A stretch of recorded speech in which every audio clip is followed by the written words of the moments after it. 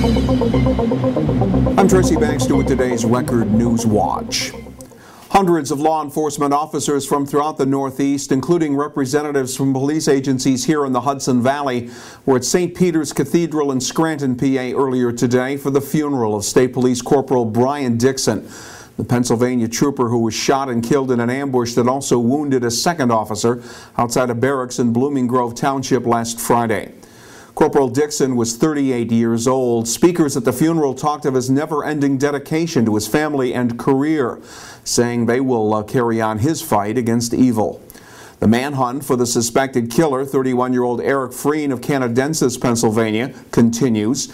State police believe Freen may have changed his look by shaving the sides of his head with long hair down the middle. Police describe him as a survivalist and a trained marksman. 2 school districts in the vicinity of the shootings were closed again today, and others in our region, including Port Jervis, Delaware Valley, Eldred, Tri-Valley, and Sullivan West, have imposed tighter security restrictions as a result of the ongoing manhunt. Keep clicking here at Record Online for the very latest on the continuing search for Eric Matthew Freen.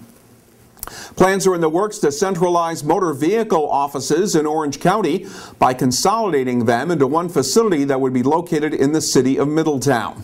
As part of the plan, the county would close the existing DMV offices in Newburgh and Port Jervis, offices that County Clerk Annie Rabbit says are understaffed and burdened by state mandates. Middletown Mayor Joe DeStefano says consolidating the county DMV services at either the existing site off James Street or in the former TD Bank building nearby in downtown Middletown makes financial sense. I think from the county's perspective, it's probably the right move because most of motor vehicle now is being done online. So there's the demand for many offices throughout the county is not there. Middletown strategically and geographically makes sense. The parking area in downtown is accessible. The current motor vehicle, I believe, can handle it. But there's also we've been in discussions, as the county executive announced last week, for the possible relocation of the Middletown motor vehicle to the former TD Bank building. And that certainly would be able to accommodate any increase in traffic that would be brought by the closing of the other 2 facilities. The plan, if it's followed through, would leave Middletown as the only DMV office in the county. The one in Goshen closed 3 years ago when the Orange County Government Center building was closed. Blowback is expected by those in Port Jervis and the Newburgh areas, as well as those who question whether Middletown can handle any additional parking needs. Reporter Chris McKenna will have the full story in an upcoming edition of the Times-Herald Record. A South Fallsburg man may be spending the rest of his life in prison after being sentenced as a predatory sexual offender. A sentence of 50 years to life in prison was handed down in Sullivan County Court to 39-year-old Noel Russell, who'd been found guilty at trial back in July on predatory sexual assault charges involving an 11-year-old child. Russell had a prior rape conviction dating back to 2005. This had been the second trial involving the sexual assault of the 11-year-old. A prior conviction in 2012 had been overturned due to an error in the jury selection process. A happy ending to the story of a missing Alzheimer's patient.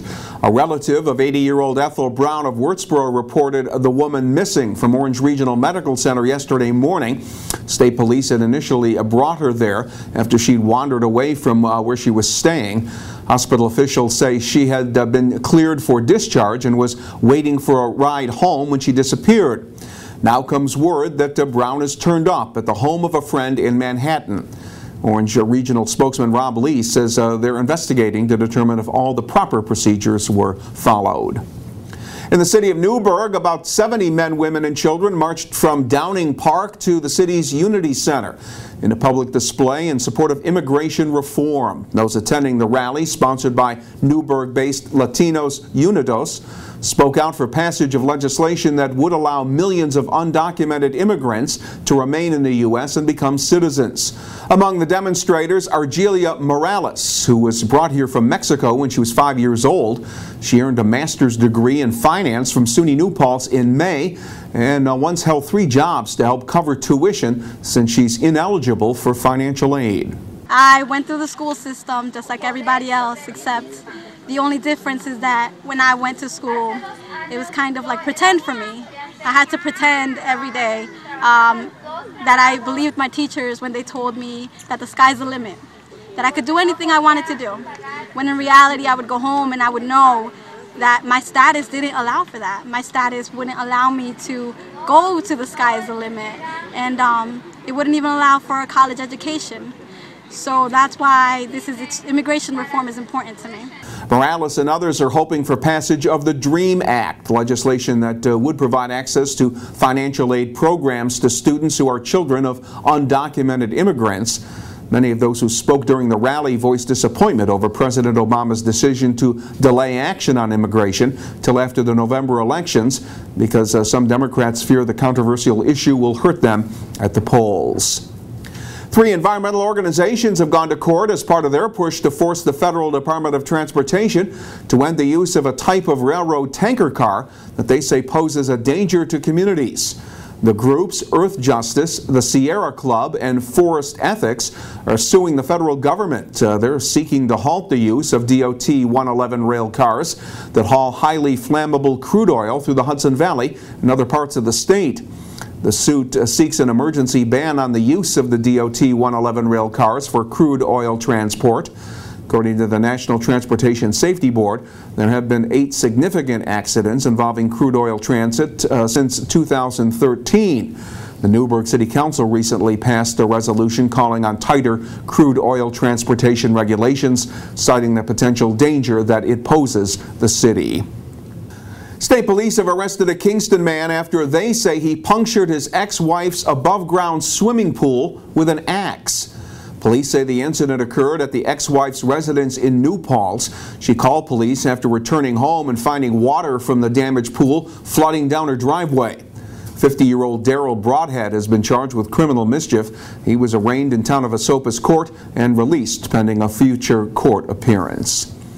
And he's Saugerties High School's most famous graduate. And when comedian Jimmy Fallon did a skit during his Tonight Show program earlier this week, making fun of the morning announcements at his alma mater, the folks in Saugerties took notice. And the skit and the Saugerties references led to an invitation from the high school principal for Fallon to pay a visit to the school and maybe read some announcements.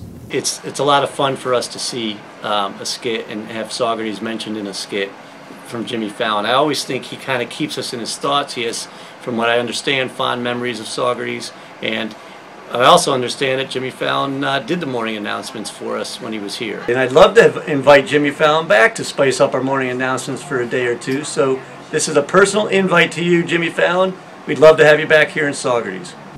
According to the school staff, Fallon did morning announcements during his senior year at Saugerties High. Folks at the school are now hoping for a positive response. We'll enjoy more sunshine in the days ahead, but Friday will be cooler. Tomorrow will be mostly sunny and with some early morning fog.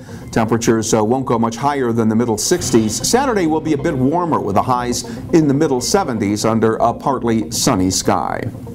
Well, stay informed by starting your day with the Times-Herald Record. Stay connected to news whenever and wherever it breaks right here at Record Online.